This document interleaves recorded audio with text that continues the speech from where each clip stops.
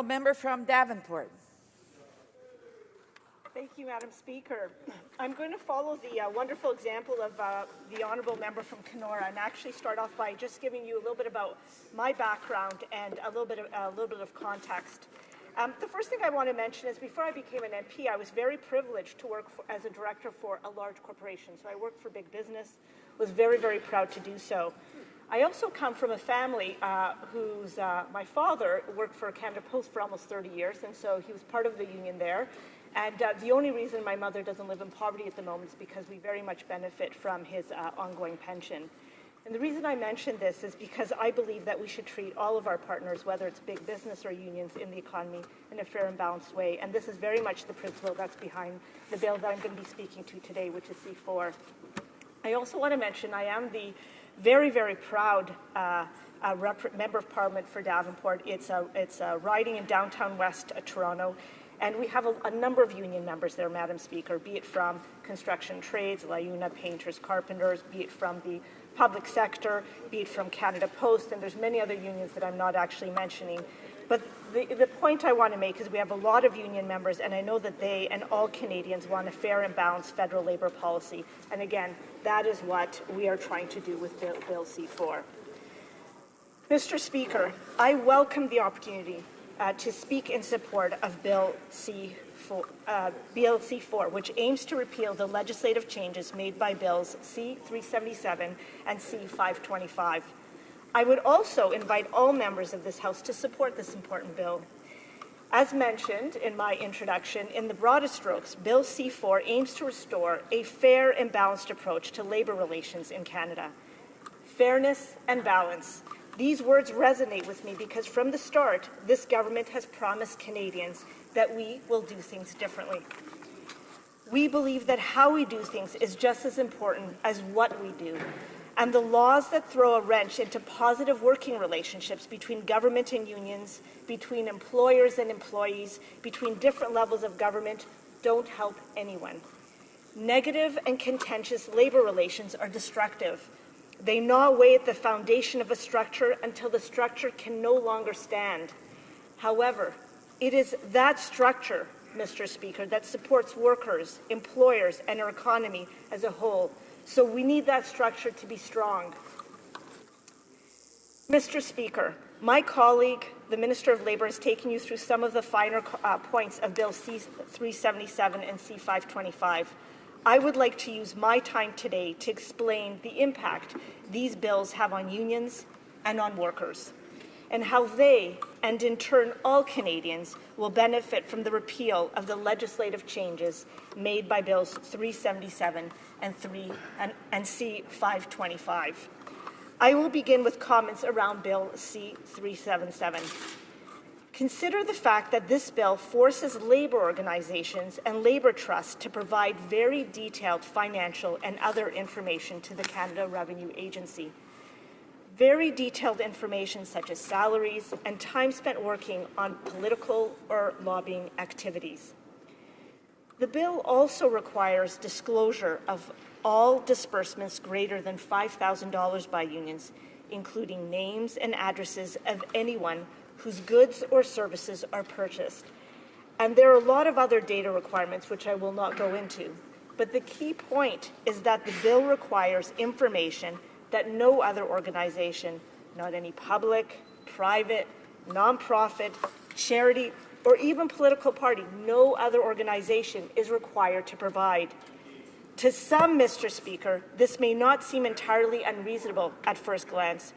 However, if one digs a little deeper, you'll find that it could have serious and substantial ramifications.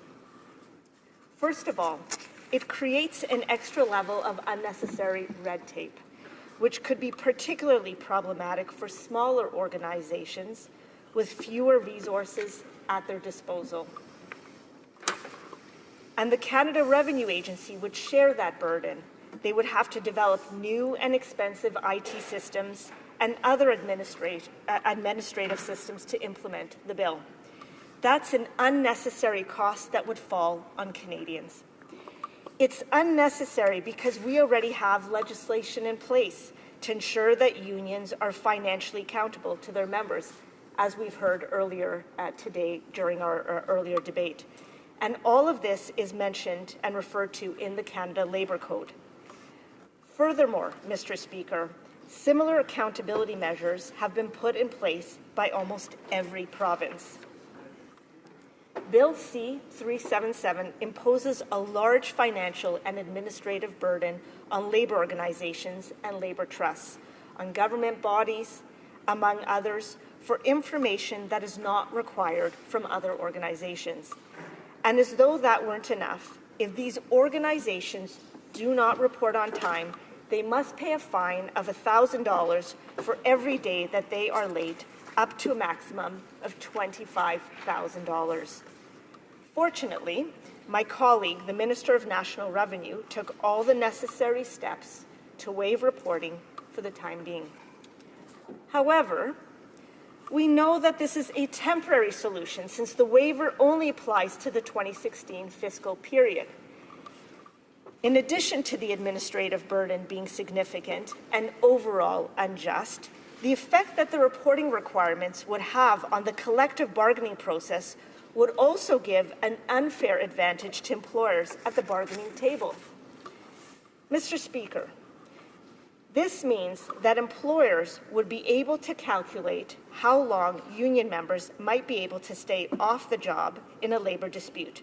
Oh, sorry, I meant to say, for example, detailed information about union strike funds would be available to employers. And this means that employers would be able to calculate how long union members might be able to stay off the job in a labor dispute. If that's not uneven footing, I don't know what is. Mr. Speaker, it's clear that Bill C-377 is unnecessary and discriminatory. It clearly disadvantages unions during the collective bargaining process. At the root of it, I believe that it is an attempt to make things harder for unions and to drive a wedge between employer and employee relations in Canada. This brings me to Bill C-525.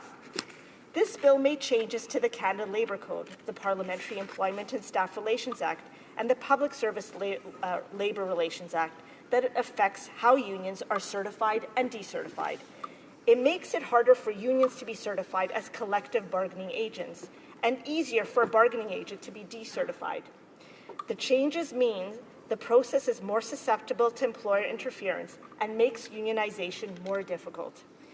Bill C-525 isn't just problematic for unions, it imposes some serious burdens on others as well.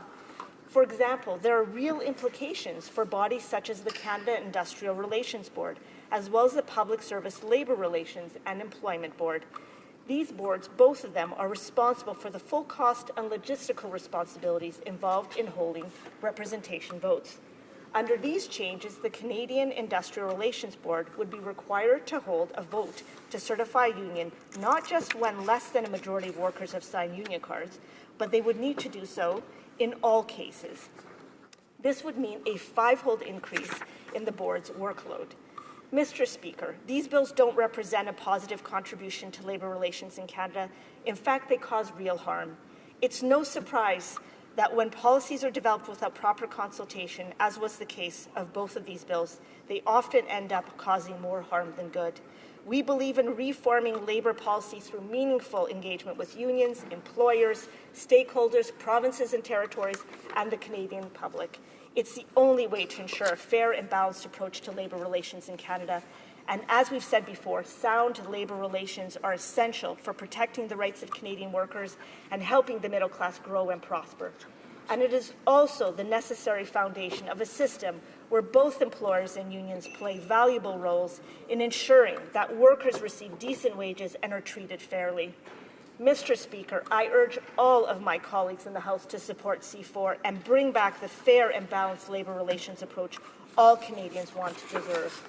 Thank you. Merci.